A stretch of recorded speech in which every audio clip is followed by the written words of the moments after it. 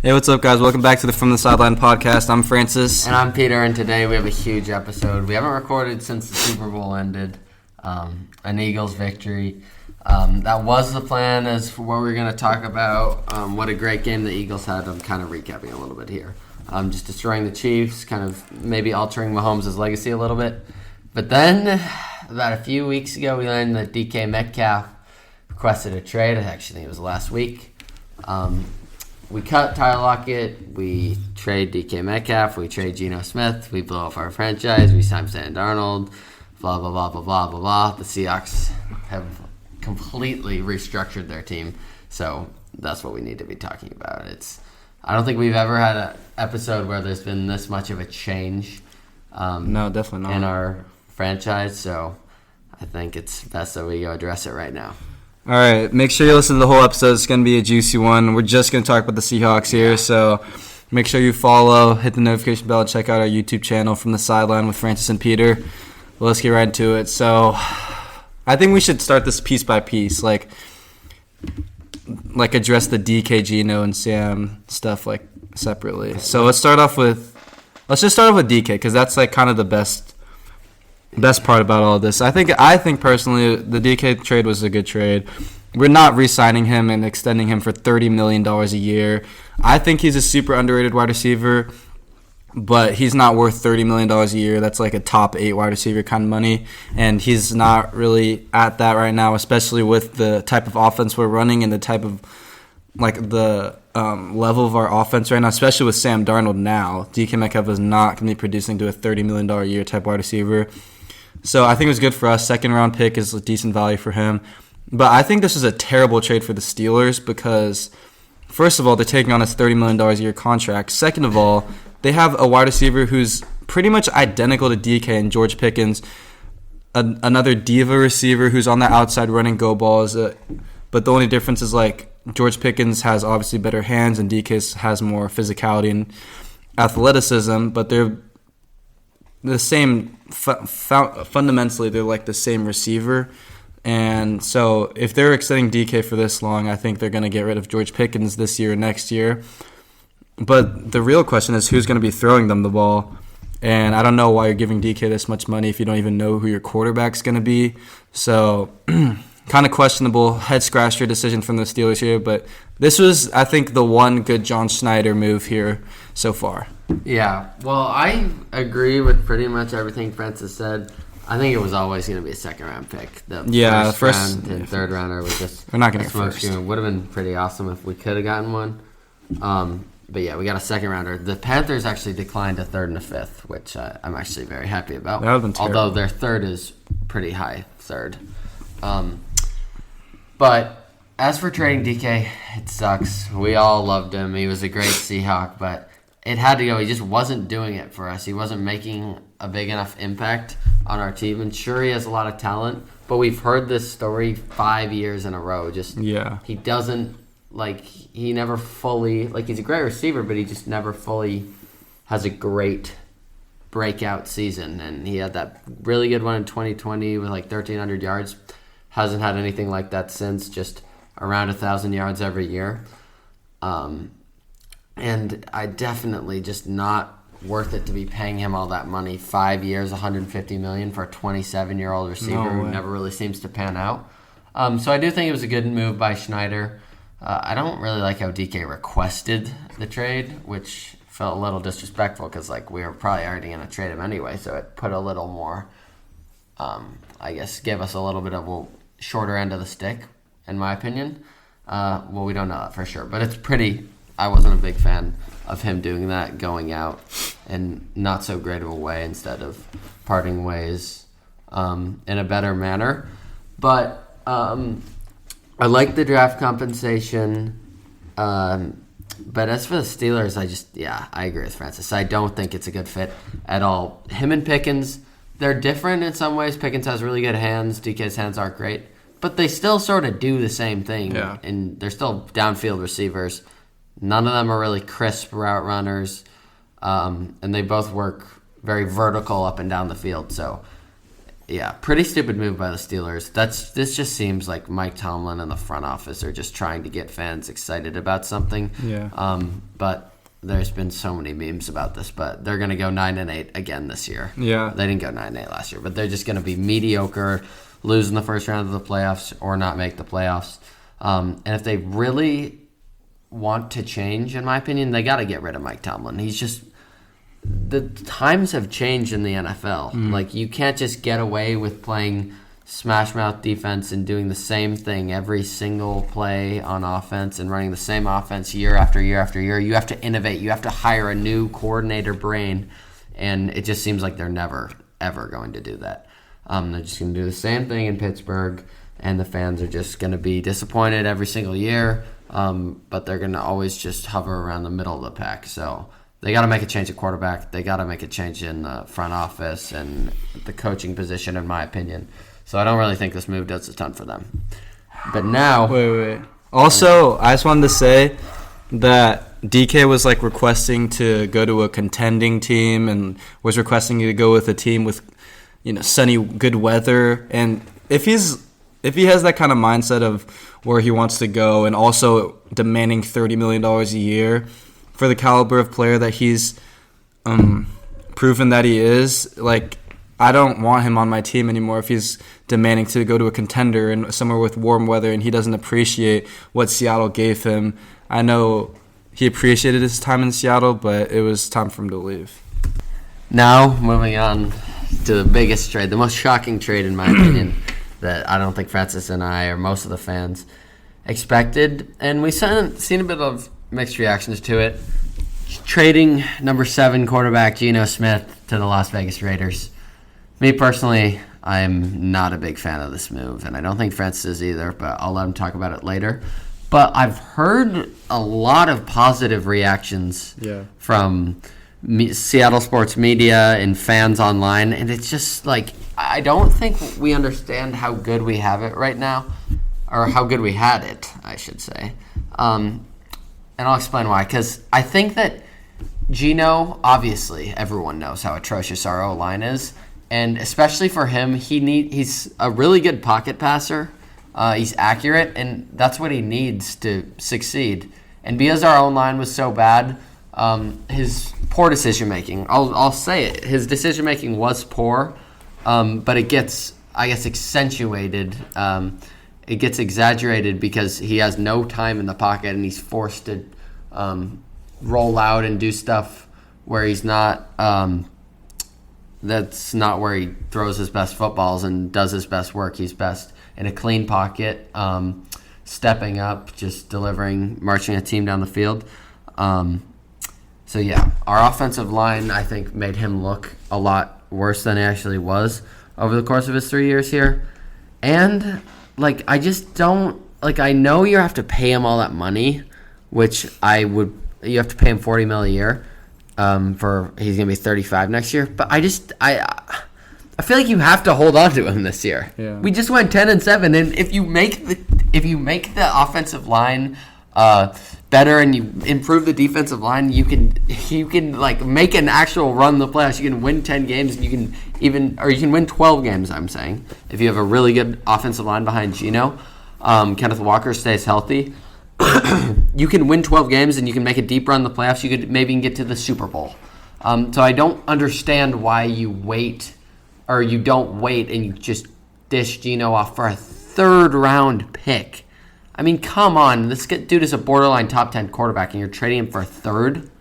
That's just absolutely absurd. You should, like, I don't understand, like, why his value is that low. I don't know how much Schneider and them shipped him or shopped him around, but the value is just not there at all for me. I know the contract situation is bad, but you have to think about what the better options are, and we're obviously going to talk about the option that they chose later in the episode. But I just don't see making that type of decision without like knowing definitively what your future is going to be and if it's something that you really want to get behind and it's something that you're really confident in. And I know he's aging, but he was really good for us, and I think this move is going to come back to bite us. And I think he's going to be really good on the Raiders, obviously, depending on how their own line plays. And who knows, maybe he could fail and we'll all look like idiots, but I just don't see that happening. Yeah, we've talked about what the Seahawks should do in the offseason plenty of times before on this podcast. And every time I always say either you stick with Geno, which I think is the correct option, or you go full rebuild mode, which I don't think we have time to do because most of our best players, the contracts are expiring, and we don't have enough cap space for that. Yeah, I saw a few guys on TikTok talking about this, the Stay Hot podcast, but they were saying, Spawn Hour was saying that teams don't, like, blow it up like they do in the NBA, like go full rebuild mode. So I'm gonna let Francis.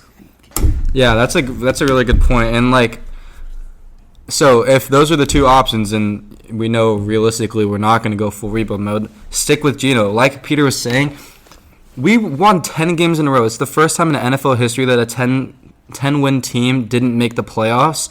And to be honest, we should have won 12 games, if not maybe even more. We should have beat the Giants easily, and it was a one-score game until we got our field goal blocked. And then we should have beat the Rams too in that one game. And then also we lost 7 games, so we had 5 more losses besides those 2 ones. And I think only 2 of those games we lost outright, so the Lions game and the Bills game. Besides that, all the other games where I think were one-score games, we easily could have won those games. Yeah, Geno's decision-making in the red zone was kind of inconsistent, but I just love how fans and not even Seahawks fans hate on Geno so much, and then as soon as he's gone and we trade him for a third-round pick, they think he's like easily a top 10 quarterback, and they think that it's the worst trade ever made. It's just, at least be consistent with your takes. But I've always, and Peter too, we've been consistent with our Geno takes, and as true Seahawks fans, we know that Geno has what it takes to at least lead us to the playoffs. 2 seasons ago, we went to the playoffs. Last season, we won 10 games and should have made the playoffs. We should have won more games.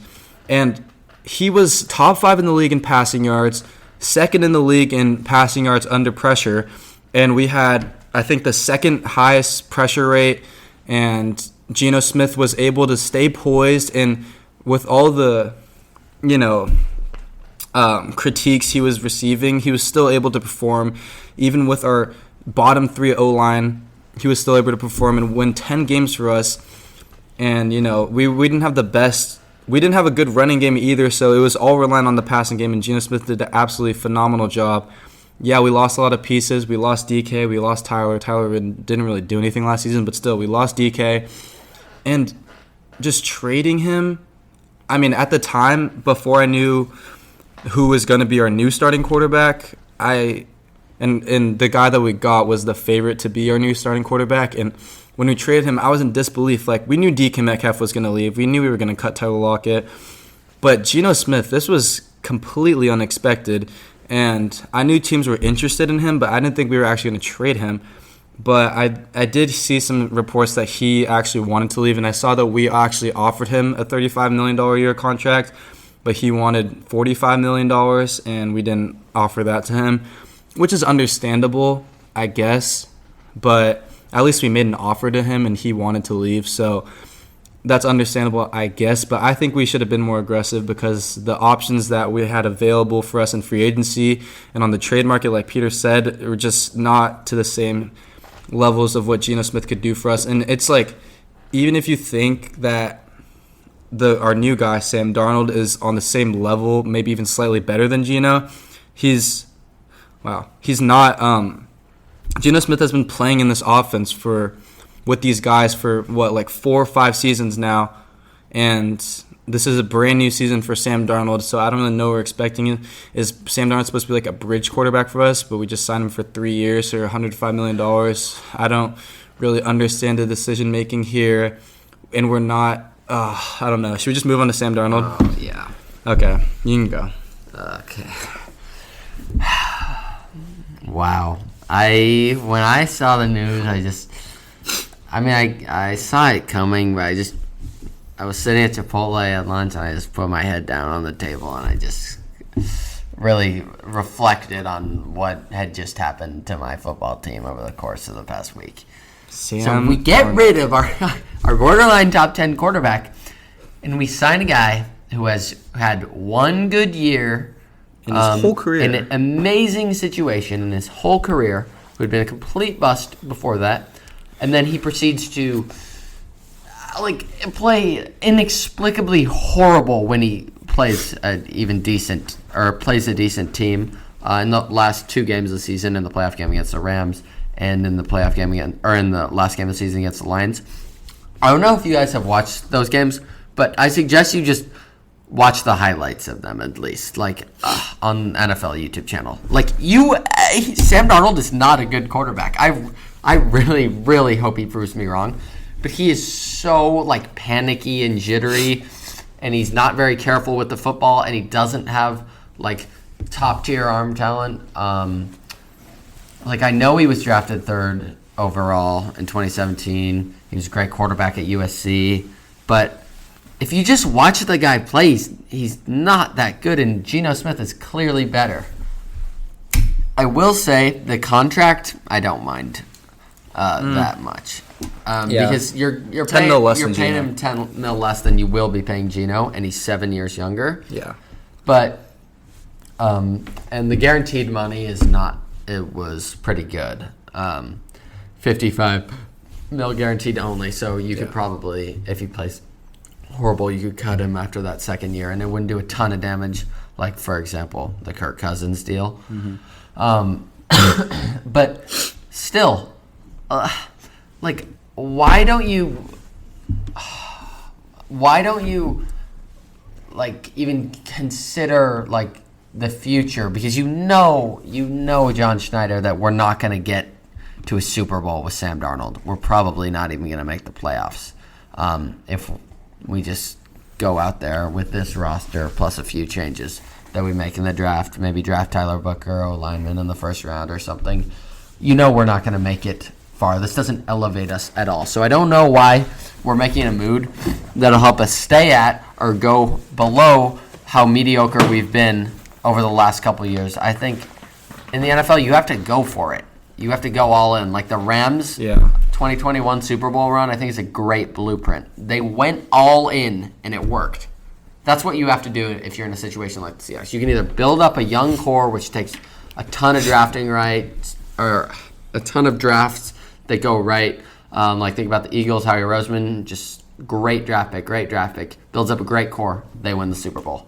You can do that way, or you can just go all in, trade all your draft capital, and overpay a little bit and just go for great players. But you can't just sign mid players and expect to do great and expect the fans to be happy. And also, this is not about Sam Darnold, but this is about John Schneider. Dude, why don't you pay offensive linemen? Yeah. You think we're going to get somewhere? There's a reason we've had the worst or bottom 3 O-line the past 5 years. Mm-hmm. It's because John Schneider's afraid to pay the big bucks to offensive linemen, and he says they get overpaid at that position.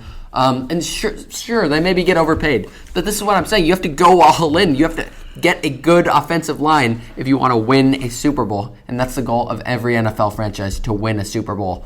So who cares if they overpay the offensive line a little? They need something to protect their quarterback and make him look pretty good. So I don't see that rationale from Schneider. And I just think we're going to be average the next 2 years. Hopefully we get a quarterback in the draft or something. I was kind of hoping for Fields. Yeah, same. Just because of him and Smith and Jigba, and he definitely has more potential than Sam Darnold because we haven't really seen him fully unlocked yet. Any of that connection with JSN in college, maybe we could have a really run-dominant scheme. But Clint Kubiak, it seems, may have orchestrated, or not orchestrated, but for sure encouraged this move because he worked with him in San Francisco. And man, I really hope this move works out. But I don't see it happening, and I don't like the sort of decision making that Schneider is making.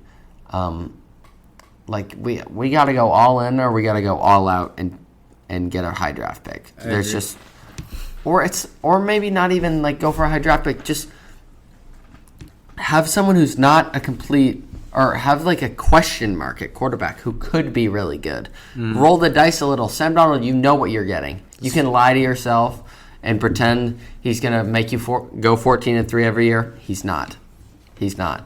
I do think he's getting maybe slightly too much hate for his play last year. He was good. He wasn't that bad. Or he wasn't bad by any means, but he just had such a good situation.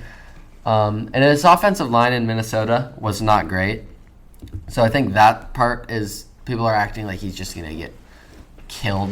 Like his offensive line was already not good here. It was not good there. It's still definitely a downgrade because our line is so bad. But that doesn't change the fact that we're going to be mid, and this does not elevate us. And even if it elevated us a little bit, we would still be just mediocre, doing the same thing every year. So hopefully this is just like a temporary move for us. Maybe we can draft someone next year, or maybe I definitely don't want to draft a quarterback this year, but maybe we can trade up for a quarterback in next year's draft if we really like someone. I don't know, maybe Schneider falls to the second round or something and we stash him back there. But that's not happening. And I'm not taking him at 18. Yeah, we're not taking him at 18. One can hope, though, he falls to the second. Yeah. But, I mean, I could see it happening, but I just don't. I don't see him going to us. So, and for me, this move, it just seems super directionless and does not make me feel very good as a fan. Yeah, I agree with a lot of stuff Peter said. I'm probably more high on the pickup than Peter is. Like, it's grown on me since it first came out. Clearly, he's not. I mean, I'd rather have Geno in the system than Sam Darnold, like I said before. But I think Sam Darnold doesn't get enough credit. He still led a 14-3 team, and yeah, he was in a really good situation with a really good head coach, really good defensive coordinator Brian Flores. I have a lot of respect for Justin Jefferson, Jordan Addison, a pretty good offensive line, and Aaron Jones, T.J. Hawkinson. I mean, there was a pretty good position to be in as a quarterback coming in, and nobody was really expecting anything from him, so there wasn't really much pressure on him. We weren't even sure if he was going to be the starter week 1. And then he ended up starting all 17 games, going 14-3. So props to him. But, you know, there's more pressure on his back now. The clear QB1 for the Seahawks, and we paid him $35 million a year. Like Peter said, I do like the contract, only $55 million guaranteed. I think Geno was worth the money, though, for $45 million a year. But I'm not too mad about it. But at the end of the day, it's not just about money, you know. It's about the future of our franchise. And I mean, I would have liked to go all in on Justin Fields, like Peter said, or keep Geno and then draft a quarterback or pick up a young quarterback that we could potentially develop under Geno. So that's kind of what I was hoping for. But now that we have Darnold, I'm fine with it. But under one condition, and that condition is that John Schneider needs to stop being such a coward, because we have the pieces to be a good team and a playoff contending team. And honestly, like a deep playoff run type of team if we build the pieces around Sam Darnold. Because, I mean, we know we're getting out of Sam Darnold, like Peter said. He has a very low ceiling. Like, he's not going to exceed his ceiling at all by any means. He has no rushing ability. His arm talent is an elite. You know, he's just a very consistent, accurate pocket passer who – and I honestly – give him credit for, you know, he's actually decent under pressure, but I think he's bad under pressure. Like, I think he's good against pressure, like the blitz and stuff, like decent, but I think he's, when the bright lights are on and it's a big game, I always see him crumble. Last year, I saw him crumble. The last game, the playoff game was very bad. The last game, regular season game, was really bad. His game against the Lions at the end was really bad. Every time I saw him in a big-time game, he folded under pressure and didn't play very well. So I'm hoping that he can mature a little or, you know, get better at that in Seattle. But like I was saying, John Schneider needs to, you know, stop being such a coward, because like Peter said, he doesn't invest in the trenches whatsoever, especially on the offensive side of the ball. And we've seen for the past 10 years that this doesn't work. Every Super Bowl winning team or contending team has a good offensive line. You can't be a good offense without a good offensive line, and we don't invest in our offensive line at all. Like, the only players I can remember us ever investing on is maybe like Dwayne Brown, and he was good, and he was a Pro Bowler for us, and it worked out because he was like our blindside blocker for Russell Wilson, and we really needed that. But we don't invest in our offensive line, and right now is the time to do it because this is the worst our offensive line has been since I can remember, especially the interior part, and Abraham Lucas was not great on the right tackle spot. We really need to invest in offensive linemen. They're flying off the boards really fast in free agency, and we're not being aggressive at all. We're not being aggressive enough at all.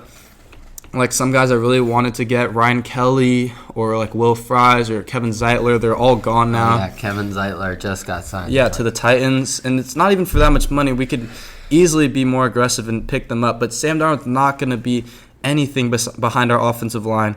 And now that we have we picked up, Marquez Valdes-Scantling. I mean, I've seen a bunch of rumors with us and Cooper Kupp or Amari Cooper.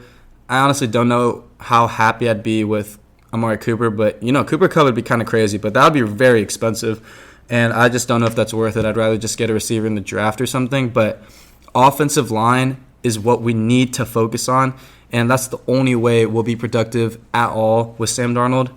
We need to bolster up our offensive line, and we have, 5 top 100 picks now. We need to use them to our advantage. This draft class has to go absolutely perfect for John Schneider to keep his job next year, or else he's fired for sure. If we're not a playoff contending team, because this isn't like a tanking season. We're not like rebuilding right now. Like, people can look at us and say we're rebuilding, but I know John Schneider is not rebuilding. Like, he thinks Sam Darnold's a good quarterback, and he doesn't care about the trenches that much. He doesn't think it's that important, but we all know as fans that it's one of the most important parts of the game, and you need to invest in the trenches. So I'm hoping that his mentality changes a little bit and we become a little more aggressive in free agency. Yeah, and one last thing. The thing about John Schneider that I think what he's trying to do is that, for example, Howie Roseman, it's not like he's some like genius that sees things that everyone else doesn't. He just makes like the easy, obvious pick. Yeah. The dude that fell to him, the best player available. I'm thinking Nolan Smith. I'm thinking Jalen Carter. Like, John, please just do that in the draft. Like, I'm thinking that a little bit with Byron Murphy last year. Yeah, that was like a little bit too much position of fit. Yeah, stop looking at fit and just pick the player who's the best. Like, and we probably wouldn't. We could have had Jared Verse. Yeah, we probably wouldn't be in the situation that we're in right now if he had just been doing that. So I hope Howie Roseman and the Eagles' success has taught him a lesson, and in the draft, that's what he's going to do. But hope is all we can do right now. So that's what I'm hoping. And as for Sam Darnold, I hope for the best. Like, I think we could be solid. I don't hate him as a player that much. I just hate the rationale and the decision of why we did it. I don't think he's that bad. I don't think he's a bad football player. But, yeah, it's just kind of unfortunate that that's the decision that we had to make. Like, he's still 27, and he was a third overall pick, so I have hope for, the quarterback that he can be, but I feel like he's reached the ceiling. I feel like last season is the best football he's ever going to play in his career, but I hope to God he proves me wrong with the Seattle Seahawks. But, yeah, I agree. But I do have to say, I do have to commend John Schneider for his draft success in like some of the recent years. The Byron Murphy pick, I wasn't mad about it at the time, and like I probably would have picked Jared Verse, but I was like, it was them too. But before that, we had like Charles Cross, Kenneth Walker, Tariq Woolen, Kobe Bryant all in one draft, and then we had Devin Witherspoon, JSN, Tyrese Knight was last year actually, but that was a good draft as well too, and those were great draft picks, and I think he did a great job with those. I'm not saying he's a bad drafter by any means, but I'm saying if you want to get like a star, actual star will impact your franchise, that's the way you have to do it. Like Witherspoon, great pick. But when Jalen Carter's on the board, you know he can change your franchise. So I'm not saying it was a bad pick. I love Devin Witherspoon.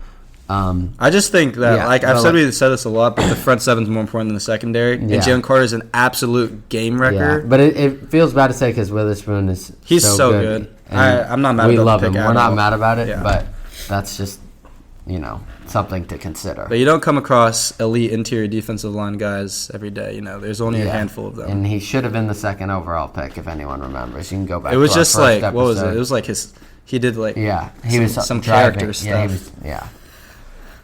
That's kind of BS. Yeah. Character stuff Doesn't really usually matter. is just a smokescreen for a good team to get a good player. Yeah. So, yeah. I think that's going to wrap up this episode. Fully Seahawks based, but it needed to happen, and we'll probably have another one in a few weeks. And the draft is coming up next month, so look out for some of that. I'm definitely going to come out. I don't know if Peter has another YouTube video mock draft. I might make 2 because I don't know. There's just so much news happening right now that the mock drafts are just shifting. I'm gonna make at least 2 YouTube videos. Okay. Before the draft. Yeah, I'm gonna try to make 2 as well. But we'll try to keep you guys updated with all the new Seahawks news and NFL news that comes out. So make sure you hit the notification bell, follow, and look for more episodes to come. So thank you so much for listening.